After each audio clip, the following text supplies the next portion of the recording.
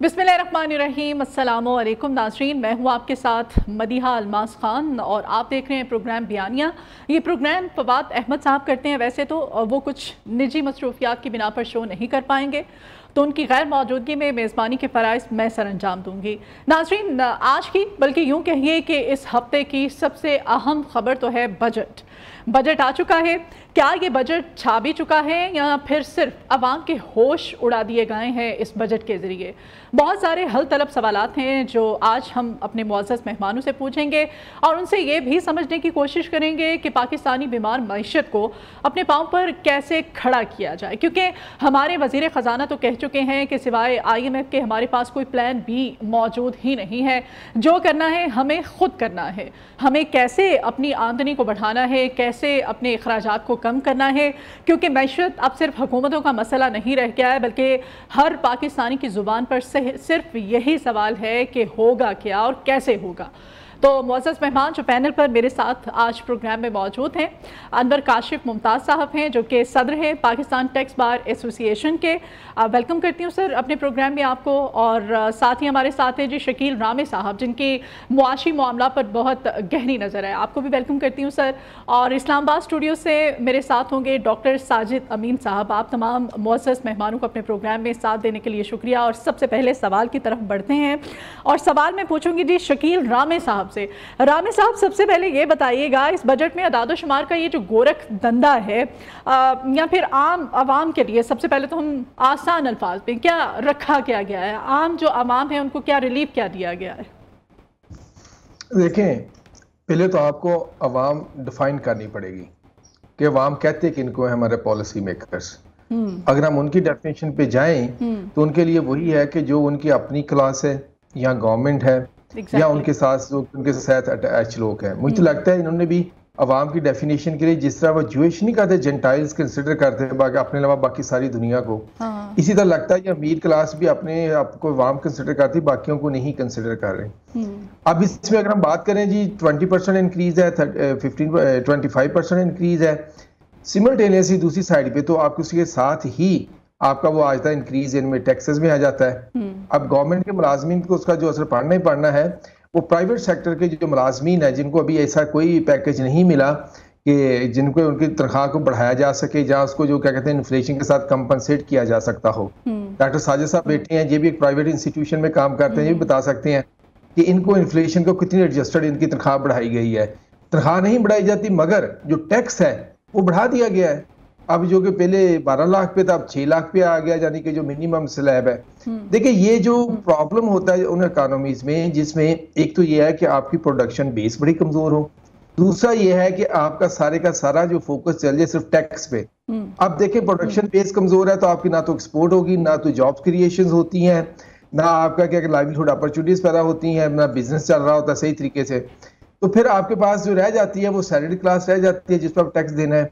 जो आपका राहत हुआ बिजनेस होता है वो आपको ब्लैकमेल करता है। अगर हमें कंसेशन ना दी तो हम आपकी मार्केट से निकल जाएंगे। ये प्राइवेट सेक्टर का हमेशा से असूल है। आप देख लें, जहां उनको बेहतर मार्केट मिलती है वो वहां पर इन्वेस्ट करते हैं।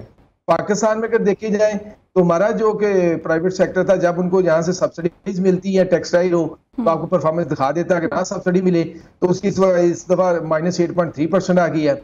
फिर जब सब्सिडी से ये अर्निंग करते हैं, कभी इनका एनालिसिस करें कितने परसेंट ये पाकिस्तान में वापस लेके आते हैं पैसा, क्या वो कितना परसेंट ऑफशोर कंपनियों में जाता है। इनके साथ ही आप देखें तो फिर इसका यानी कि जो हमारा रिटायर्ड ब्यूरोक्रेट है, जज है, जो दूसरे जनरल है, इनका कितना फीसद पैसा पाकिस्तान में रहता है, कितना फीसद बाहर जाता है। तो इस सारे अमूर को हम देखते हैं तो हमारी जो कि इकोनॉमिक प्रोडक्शन साइड है या इन्वेस्टमेंट साइड है वो बड़ी कमजोर है। अब गवर्नमेंट के पास रह जाता है टैक्स करे लोगों को, वो कर रही है। इस वक्त हमें जो चीज की जरूरत है और गवर्नमेंट के साथ बात करनी सिर्फ इस पे नहीं कि टैक्स कम करे, बल्कि उनको ये समझाने की बात है कि आपको टैक्स और नॉन टैक्स रेवेन्यू में एक बैलेंस क्रिएट करने की जरूरत है। जब तक आपके पास नॉन टैक्स रेवेन्यू नहीं होगा, आपके पास कोई अल्टरनेटिव नहीं है कि आप उसको टैक्स बढ़ाने के अलावा, جو ہمیں یہ لبرل اکانومی کا ماڈل پڑھاتے ہیں جناب، اس میں دیکھیں جو نے ایسے کیا ویسے کیا. تو رانا صاحب وہ تو ہمارے وزیر خزانہ تو پہلے ہی کہہ چکے ہیں نا، وہ کہہ رہے ہیں کہ ہمارے پاس کوئی پلان بی، کوئی آپشن اور تو ہے ہی کوئی نہیں ہے، صرف IMF رہ جاتا ہے یا پھر یہ جو ٹیکسز کی بھرمار ہے.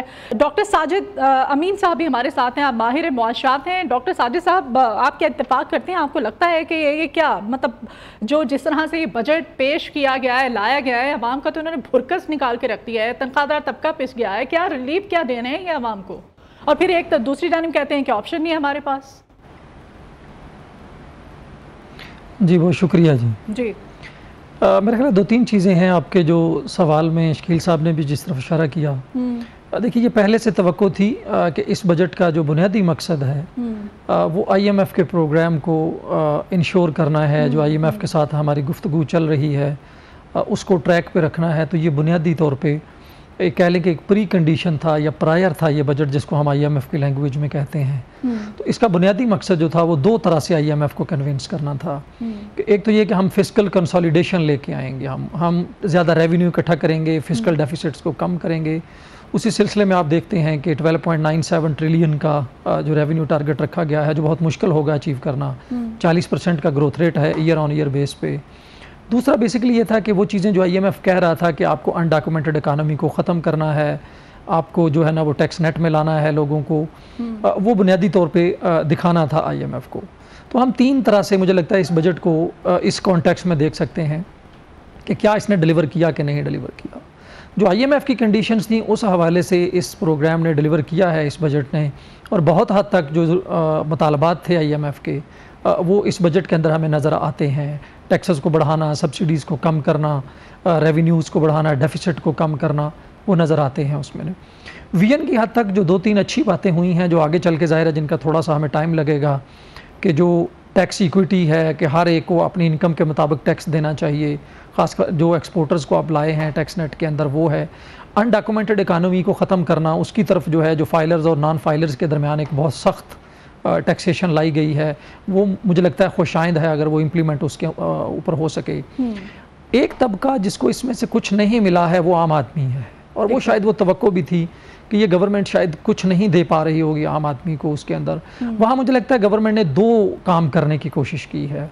ایک تو یہ ہے کہ جو مڈل کلاس ہے آپ کی، اس کے اوپر جو ہے وہ برڈن شفٹ کرنے کی کوشش کی گئی ہے، سارے کا سارا برڈن. کیونکہ اگر ہم دیکھیں تو جو غریب طبقہ، جی اس میں یہ تھا کہ اگر آپ غریب طبقہ دیکھیں تو وہ GST کی مد میں اپنی آمدن کا بہت سارا حصہ آلریڈی دے رہا تھا. 18% GST ہر چیز کے اوپر ہے.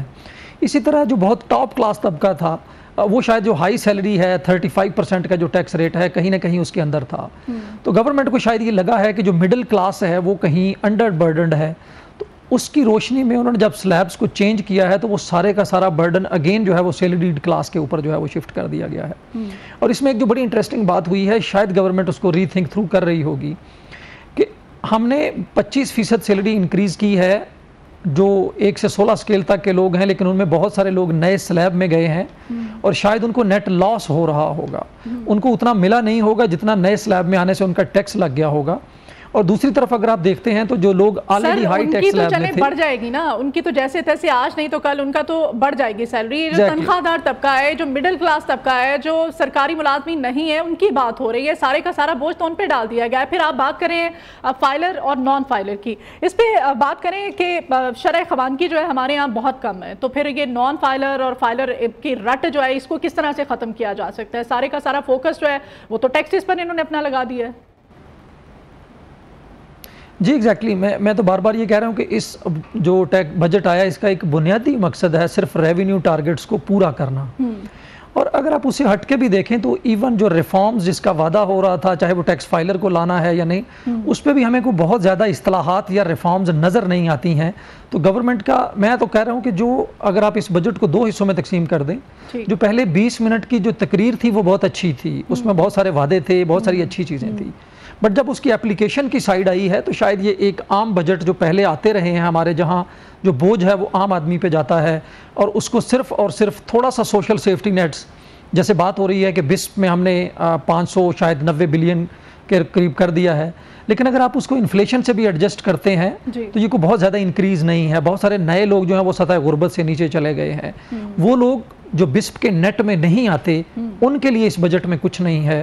ان کے لیے جو مشکلات ہیں وہ شاید پہلے سے بڑھ سکتی ہیں اس کے اندر, کیونکہ اگر ہم ایک بہت سخت IMF پروگرام میں جا رہے ہیں تو یہ سال جو ہے وہ شاید پچھلے سالوں کی نسبت بھی مشکل ہو سکتا ہے. آمدن اور روزگار کے مواقع جو ہیں وہ شاید کم ہو سکتے ہیں.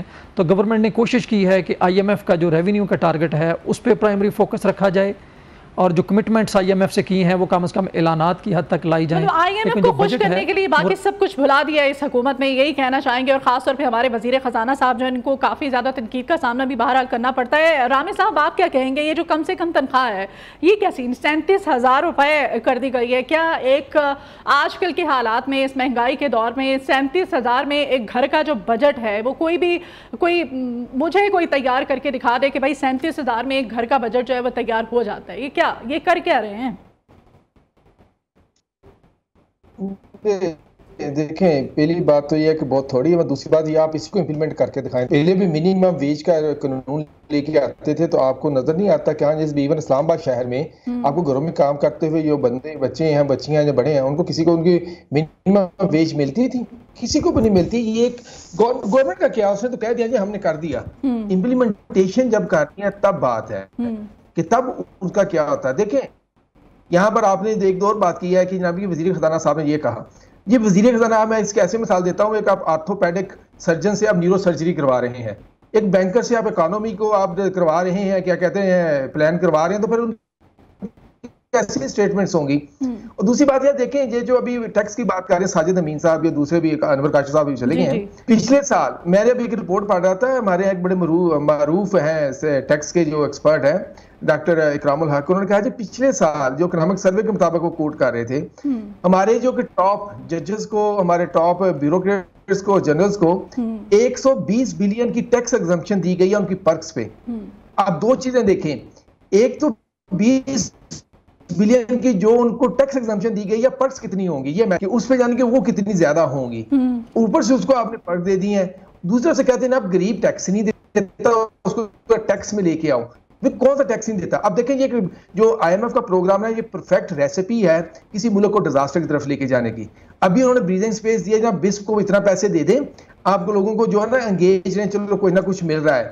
جب نیکسٹ 2 ایئرز کے بعد جب سارا کچھ آپ کی اکانومی بھی سکویز کر دیں گے, آپ کی مڈل کلاس کی بھی بیک توڑ دیں گے, اور آپ کے پاس پیسہ بھی نہیں ہوگا غریب لوگوں کو دینے کے لیے بھی, تو پھر کیا ہوگا, پھر آپ کے ملک کیا آتا ہے. یہ ہماری گورنمنٹ کو سمجھنے کی ضرورت ہے. اب IMF کا جو ماڈل ہے کہ وہ کسی طور پہ, میں تو اس کو کبھی بھی نہیں کہا کہ وہ ہیلپ آؤٹ ہو سکتا ہے کسی ملک کی اکانومی میں. میں پہلے بھی بات کرنے کا تھا کہ ہم لبرل اکانومی کی بات کرتے ہیں. یورپ یا US انہوں نے کبھی کیا کہتے ہیں لبرل اکانومی کی بیس پہ نہیں ترقی کی, انہیں کولونائزیشن کی بیس پہ ترقی کی ہوئی ہے. لوگوں کے ملکوں کے انہوں نے وسائل کھائے ہوئے ہیں.